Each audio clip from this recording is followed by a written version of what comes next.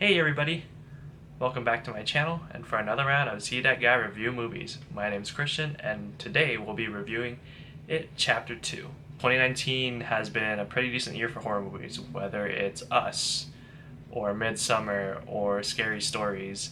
And now we have, as we get into the fall season, It Chapter 2. It Chapter 2 is the sequel to 2017's It Chapter 1, and the basic premise is that the Losers Club is all grown up and they come back to Derry 27 years later because it turns out they didn't kill it when they were kids, and now they had to finish the job. I know Pennywise the Dancing Clown is not its true form, but because it keeps on choosing to show up as that form throughout the movie, and so that I don't say it for most of this review, I'll be referring to it as Pennywise the Clown. Alright, so let's get into it. I'll be honest, I didn't know how the story was going to end. I really liked the first movie, but I didn't read the book or watch the TV series beforehand. I did watch part one right after watching the first movie because there was just so much online chatter going back and forth between, was the TV series better than the movie or was the movie better than the TV series? And I stand on the part where I like the movie way better. I'll give props to the TV series for doing some pretty good special effects and, of course, Tim Curry as Pennywise, but I thought the movie was way better.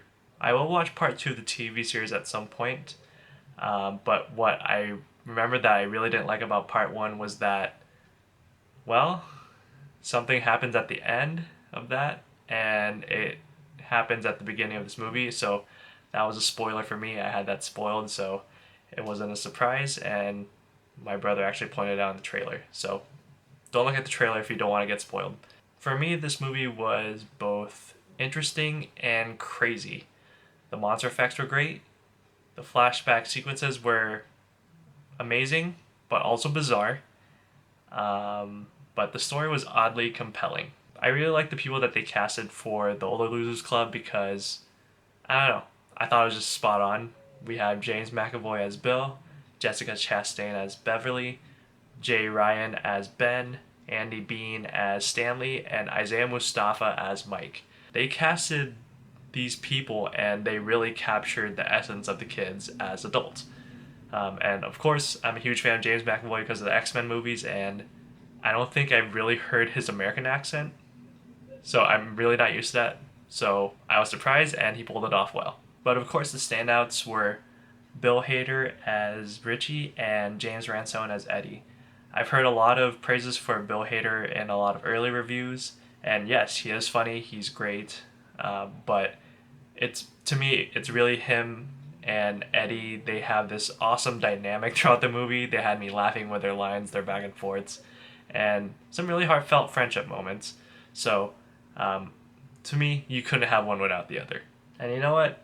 Besides the heroes, you also gotta give it to the villain of this movie. Bill Skarsgård as Pennywise. He does it again. He is so creepy in his movements. He is so menacing in his voice. He's wreaking havoc wherever he goes. And Bill did a great performance in the first movie, and he killed it again in this one, literally. So props to Bill Skarsgård, and also to the animators and the designers just for his overall look, whether it's his hair, his face, his eyes, his costume design, and he has a lot of different forms of this movie, and they all look fantastic, so yeah, you guys deserve the credit too. The story's where I start to feel a bit mixed. Like I said, I didn't read the book or watch the TV series beforehand, so I wasn't sure what to expect. But based on what I got from the movie, I thought Mike was at least the catalyst for the movie because he is the member of the Losers Club that never left Derry, and he was the one waiting for Pennywise to return. I thought he played an important role in this movie, but just like the first one, he gets a bit shafted in terms of screen time. He's not the leader or he's not the heart of the group, but I do think he holds like the most important information, and some of that just kind of gets glazed over really fast. He's at the beginning of the movie. He tells Bill how to defeat Pennywise. He tells the group what to do, and then he just kind of disappears for a while, and he doesn't show up again until the third act of the movie.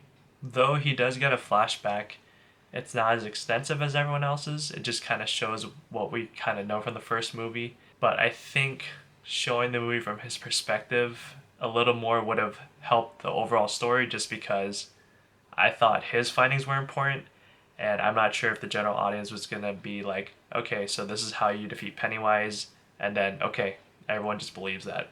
I'm not sure if the general audience would just go for that if they haven't read the story before. I'm also 50-50 on the flashbacks, but to start, I really liked them because we got to see the Young Losers Club again, and I really thought they had great chemistry in the first movie, so it was nice to see them again. And what I originally thought was that the director shot, a lot of scenes from the first movie that they were just going to use later in this movie, but it turns out the kids were de-aged. Throughout the movie, I didn't know this, and if they were de-aged, yeah, didn't notice at all. So, great job, you special effects people. On the negative side, I felt the flashbacks overall didn't really give us any new information on what we already knew about the Losers Club. We do see that Ben built a clubhouse. We see Richie get a little bit of character development. But overall, because each character had their own flashback, and some of them were a lot longer than it needed to be, in my opinion. Don't get me wrong, the flashback sequences were good. Some of them were actually pretty entertaining, and transitions were a bit creative too. But a lot of them could have been cut down, or maybe they could have been removed overall and give the film a better pace. In terms of franchises, I tend to rewatch the prior installment before the new installment comes out, so I was able to rewatch Chapter 1 a couple days before this one, and what I really liked about that is that as a whole story, as a whole overall story arc, it blended pretty well for the most part. There were plenty of callbacks that were brought up, whether it was from the Losers Club, Pennywise, or a specific scene or specific details that they were brought up again, but then they were presented in a way where it was like they showed it to you to see if you remember, but then they twisted it or reversed it. And to me, that showed these movies are, instead of, it Chapter 2 being a straight up sequel, it's actually like a companion piece. Kind of like Lord of the Rings in a way, where it's not one and then this one, it's one story connected throughout. And to me, it just made it feel more rewarding to those who are paying attention to the little details. This one was a bit harder to rate for me just because I really liked the first movie and I really needed a couple of days for the movie to sink in and gauge how I feel. And I can tell you right now that it's not as good as the first movie. And as a movie that falls under the horror genre, it wasn't that scary. I mean, there was horrifying imagery, there were some pretty good monster effects, and there were some really intense scenes, but I wasn't that scared. Even the first movie wasn't all that scary, and then this movie is less scary than the first movie. Maybe it's because I feel that them still being afraid of a clown isn't as effective as them being afraid of Pennywise as they were kids. The drama's still there, but I think it was just the mix of the comedy and even a little bit of sci-fi that kind of killed the horror part of the movie. Though the story was a bit muddled and dragged a bit, I gotta say everything that happened in those final scenes, that was a crazy ride. And because of that, I'll give this movie a 7.5 out of 10 because the characters, the actors, and the overall story arc was weird, but an enjoyable conclusion. So I would recommend to see that movie. Alright guys, so there's my movie review. What do you think? Do you agree or disagree? Let me know in the comment section down below, and feel free to give this video a like or a dislike. But if you do want to see more movie reviews from this guy, please be sure to subscribe.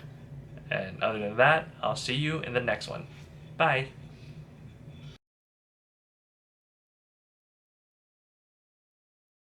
Because it keeps on choosing to show itself as Pennywise the Clown, I'll just refer to it as Pennywise, and mostly because I don't want to keep on saying it throughout this review. Alright? So, let's get into it.